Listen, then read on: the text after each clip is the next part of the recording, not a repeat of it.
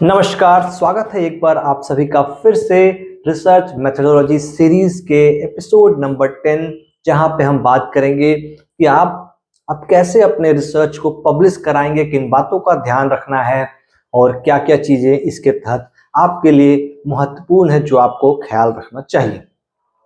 तो दोस्तों, सबसे पहले मैं आपके साथ यहाँ साझा करूंगा इस वीडियो में कि आपके रिसर्च को पब्लिश कराना कितना इंपॉर्टेंट है और सही जगह का चुनाव करना, सिलेक्शन करना कितना इंपॉर्टेंट है।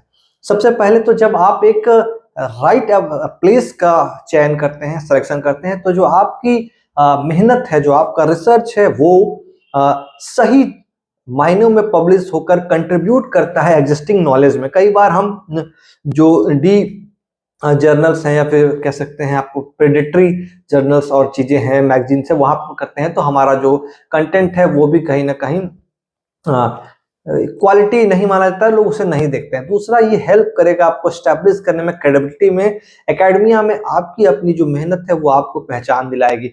इन्फॉर्म करेगा गवर्नमेंट लेवल पे, स्टेट लेवल पे, एनजीओ लेवल पे, पॉलिसीज में, प्रैक्टिस में और फर्दर चीजों में इन्हांस करने के लिए जानकारी को। ठीक है, एग्जाम्पल की अगर मैं बात करूं कि आप एक स्टडी मान लीजिए क्लाइमेट चेंज पे है, इन्फ्लुएंस हो रहा है जिससे कि एनवायरमेंटल पॉलिसी पर। ठीक है, अब अगर इसको आपने सही जगह पब्लिश किया है जिसमें कि एजुकेशनल रिसर्च पेपर इंप्रूव कर रहे हैं, टीचिंग टेक्नोलॉजीज पे इस पर है, तो अब आप इसको मान लीजिए किसी यूजीसी केयर लिस्ट वाले जर्नल में कर रहे हैं जो कि वाकई में क्रेडिबल है, स्कॉपस में कर रहे हैं, वेब ऑफ साइंस में कर रहे हैं, तो आपका जो कंटेंट है वो पब्लिक डोमेन में, एकेडमिया में उन लोगों के पास पहुंच सकेगा जो कि वहां उसको देख के अगर पॉलिसी मेकर्स है तो पॉलिसीज में उसको इन्वॉल्व करेंगे, अगर कुछ आप कह सकते हैं प्रैक्टिशनर्स है तो प्रैक्टिशनर्स आपसे कांटेक्ट करेंगे, वो उससे एक आइडिया ले सकेंगे। ठीक है, टाइप्स ऑफ पब्लिकेशन की हम बात करेंगे इस वीडियो में कि टाइप्स क्या क्या होते हैं। पहला तो आपको in general as a scholar आपको रिसर्च पेपर में आपको सिंपली जर्नल आर्टिकल आप पब्लिश कराते हैं। ठीक है, जर्नल आर्टिकल जिसे कहते हैं, रिसर्च पेपर कहते हैं, रिसर्च आर्टिकल कहते हैं। इसे पीयर रिव्यूड प्राइमरी फॉर्मेट पर स्कॉलरली कम्युनिकेशन के लिए लोग करते हैं। दूसरा, यहाँ पर स्कॉपस में, वेब साइंस में, यूजीसी के लिस्ट में आप कराते हैं, जिसमें कि ओरिजिनल रिसर्च आपका होता है, रिव्यू होता है आर्टिकल्स का, या शॉर्ट कम्युनिकेशन आप रखते हैं। दूसरा होता है कॉन्फ्रेंस प्रोसीडिंग्स। अब इसमें क्या होता है, जब आप कहीं पे जाके किसी कॉन्फ्रेंस में, सिंपोजियम में, सेमिनार्स में आप अपने पेपर को प्रेजेंट करते हैं प्रिलिमिनरी फाइंडिंग्स को किसी एकेडमिक ऑडियंस के सामने, तो इससे कॉन्फ्रेंस प्रोसीडिंग कहा जाता है। तीसरा होता है आपको बुक और बुक चैप्टर्स। कोई एडिटर है, कुछ एडिट कर रहा है बुक, कई कैटेगरीज में चैप्टर्स दिए हुए, उसमें आप जब लिखते हैं चैप्टर्स, तो चैप्टर में आप ऑथर के रूप में जाते हैं। पूरा बुक जब आप लिखते हैं या एडिट करते हैं तो आप एडिटर के रूप में जाते हैं। ठीक है, ये कॉम्प्रिहेंसिव रिसर्च होता है, कोलैबोरेटिव स्टडी भी इसको कहा जा सकता है, या फिर यूनिलर सिंगल भी कहा जाता है। चौथा होता है रिपोर्ट्स एंड व्हाइट पेपर्स। इसमें टारगेट होता है टुवर्ड्स इंडस्ट्री और पॉलिसी मेकर्स। आप किसी पॉलिसी को ध्यान में रखते हुए, किसी गवर्नमेंट की मिनिस्ट्री को ध्यान में रखते हुए लिखते हैं, या फिर आप किसी इंडस्ट्री को या किसी चीज, पर्टिकुलर चीज को ध्यान में रखते हुए रिपोर्ट तैयार करते हैं। पांचवा होता है ओपन एक्सेस पब्लिकेशन, जहां पे आप फ्रीली अवेलेबल होते हैं वाइडर रिसर्च करने के लिए, बट आप यहाँ पे जो कह सकते हैं कि आपका जो भी काम होगा वो पब्लिशिंग फी वो आप वो सब लेते हैं या फिर वो नहीं भी लेते हैं, फ्रीली अवेलेबल होता है, वाइडर रीच होता है, but often includes publishing fees. ठीक है, तो इस तरह से 5 तरह के आप रिसर्च। अब बात आती है कि कैसे चूज करेंगे राइट जर्नल का आपके अपने रिसर्च पेपर के लिए, राइट बुक का आपके अपने चैप्टर के लिए, एडिटेड बुक में डालने के लिए।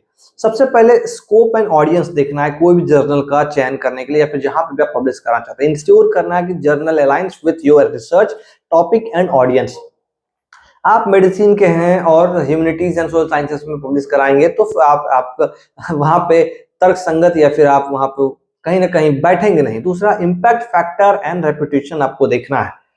प्रेडिटरी जर्नल्स की संख्या बढ़ी हुई है और सब पीयर रिव्यू अपने आप को कह रहे हैं, तो रियल मायने में पीयर रिव्यू है कि नहीं है।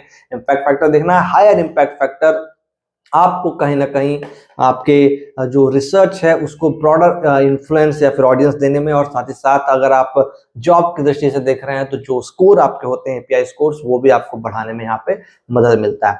तीसरा, open access versus subscription based, ये दोनों तरीके के आते हैं, तो कंसीडर करना है विजिबिलिटी, कॉस्ट एंड एक्सेसिबिलिटी। मान लीजिए बहुत महंगा वाला में आप करा रहे हैं, उसमें कराने के लिए भी आपको लंबा समय जाएगा और होगा कि नहीं होगा वो भी देखना है। और कई बार बहुत फ्री वाले चक्कर में भी हम ऐसा नहीं कि उसका कहीं रिच नहीं है, कहीं उसका कह सकते हैं जाता ही नहीं है, वो किसी ने सब्सक्रिप्शन लिया ही नहीं तो कोई मतलब नहीं है। चौथा है submission guidelines, format, word count, citation, style and जो भी रिक्वायरमेंट्स हर जर्नल अपने रिसर्च पेपर पब्लिकेशन के लिए राइटर्स को, ऑथर्स को, स्कॉलर्स को देते हैं एक क्राइटेरिया, उसको फुलफिल करना है। ठीक है, अब सवाल आता है कि हाउ टू फाइंड जर्नल्स, कैसे फाइंड करें, कहाँ फाइंड करें। तो यूज करना है टूल्स जैसे कि स्कॉपस, वेब ऑफ साइंस या फिर एल्सवेयर जर्नल्स का फाइंडर है। फिर आप कह सकते हैं रिसर्च गेट पे जाके कई सारे आप रिसर्च पेपर्स पढ़ सकते हैं, वो कहाँ कैसे पब्लिश किया हुआ है।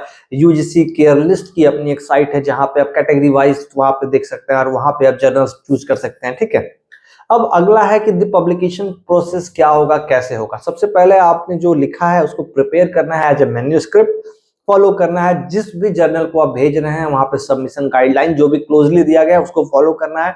एज पर दैट गाइडलाइन जो चेंजेस है वो भी आपको करना है।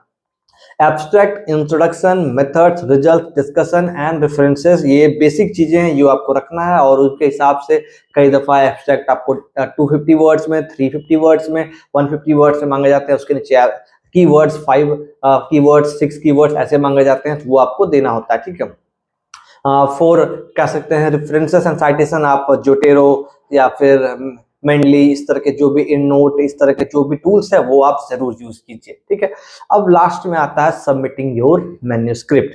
क्रिएट करना है एक अकाउंट जर्नल्स के सबमिशन पोर्टल पे, आप जैसे आप ऑर्चिड पे कर सकते हैं अगर इंटरनेशनल स्कॉपर्स पब्लिश करा रहे हैं या फिर और जहां करा रहे हैं, उनका जो भी प्रोसेस होगा मेल करने के लिए कह रहे हैं तो मेल करना है।